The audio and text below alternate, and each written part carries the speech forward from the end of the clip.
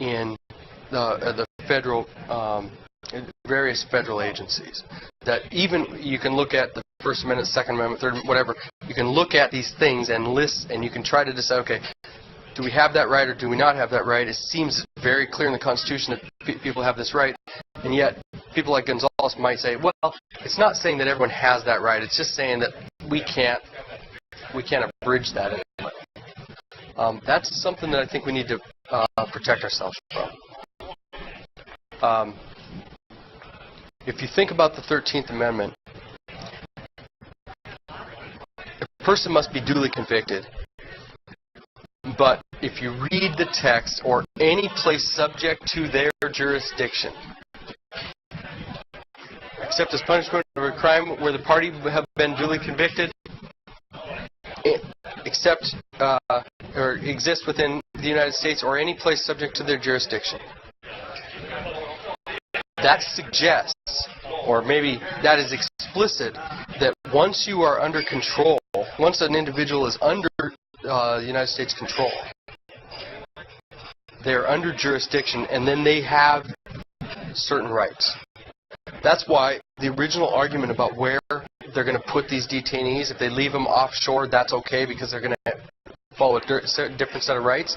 Constitutional people, that question doesn't come up to somebody that reads the Constitution, because it says any place subject to their jurisdiction, any base, any aircraft carrier, anywhere, once they're being held, they're under the United States jurisdiction.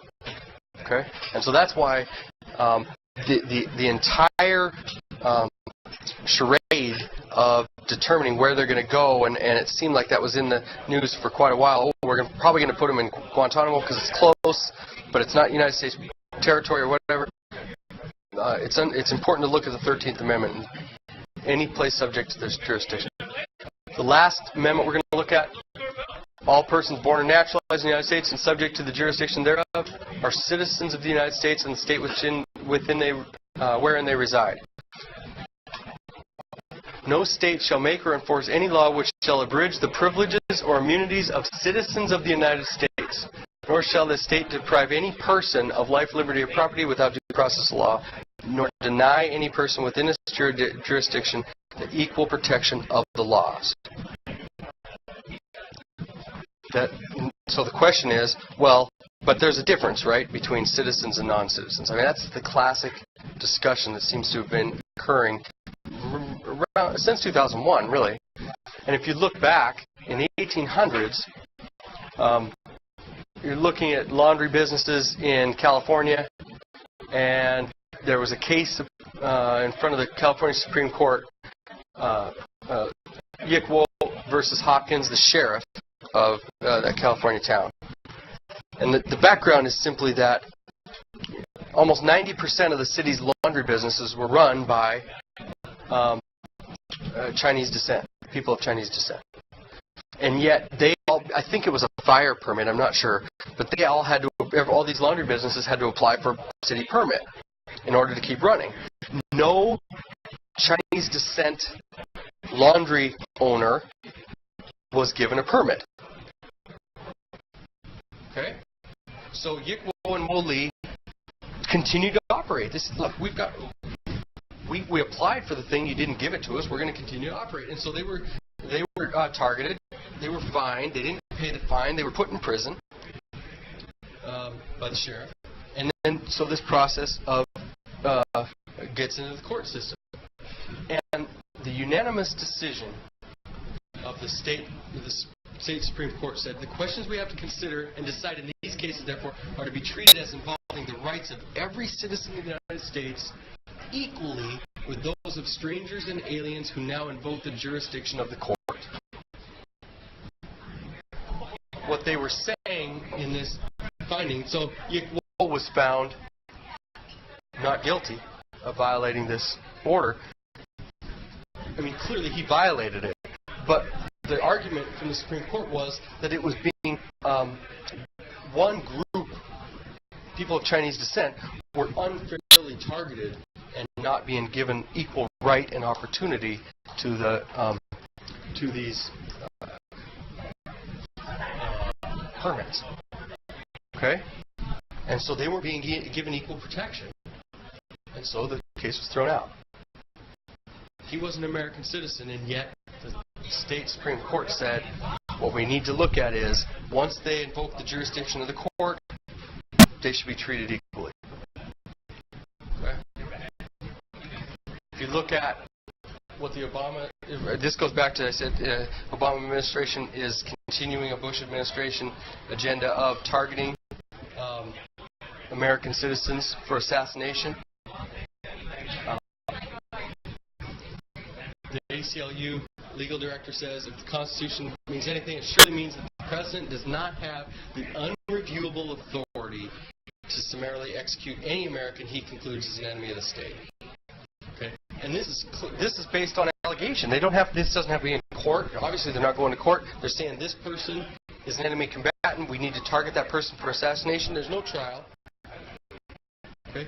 My question is Martin Luther King Day not too long ago, right? Who would have been on that list a generation or two ago? Would Martin Luther King? I don't know. How do you know? There's no. You're targeting a person. The president is able to target a person, say they're an enemy combatant and they're a danger to the country, and then they can be summarily executed without trial. And by the way, under this order, under these executive orders, they don't even have to make an attempt to arrest. Summarily target and execute. What's terrifying about this is that, if you remember,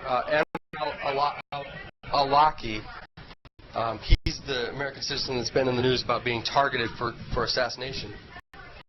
His father went and tried to get the court system to protect his son. Look, he's an American citizen. You got to at least go try to arrest him. The federal judge threw out the lawsuit trying to block the government from trying to kill him. Okay? So the federal government is saying that he's been planning attacks, and so they can summarily execute him. His dad goes to the federal judge. The federal judge doesn't block it. What this says is that if we decide the court is ruling correctly, the government has, especially the executive branch, has the unreviewable authority to carry out targeted killing of any American anywhere in the world whom the president deems as a threat. And the federal judge upheld that. It seems to be problematic. Now this, in yellow, that's coming out of this New York Times article. Okay. So it's Mr. Jaffer. Yeah. If you go to this, it'll go right to only to the article. It doesn't take you to the whole paper. It just takes you to the right article. It would be difficult to conceive of a proposition more inconsistent with the Constitution or more dangerous to American liberty. I would agree with that statement. Now, full disclosure, we're not talking about a situation where you are actively engaged in combat with an opposing force and you are firing at one another and there's an American citizen fighting against you and that person somehow gets killed in the fight. Don't think that that's what this is talking about. What this is describing is this person he's now out of the country. They're saying he's actively plotting against the United States, allegedly, but he could be sleeping right now and we can target him with a predator drone. He could be out walking his dog or playing with his child, and he could be summarily executed without any attempt to apprehend him. Okay, so it doesn't necessarily mean that you are in an active combat situation. And that's why this targeting any American anywhere in the world is important. Because theoretically, if he came home, was sitting in Minneapolis somewhere, he could be targeted there. He wouldn't have, under this ruling, he wouldn't have to be we wouldn't have to try to bring him to trial. Abraham Lincoln talked about this.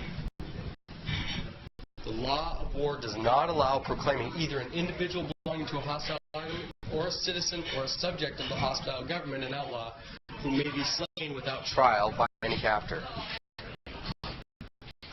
The sternest retaliation should follow the murder committed in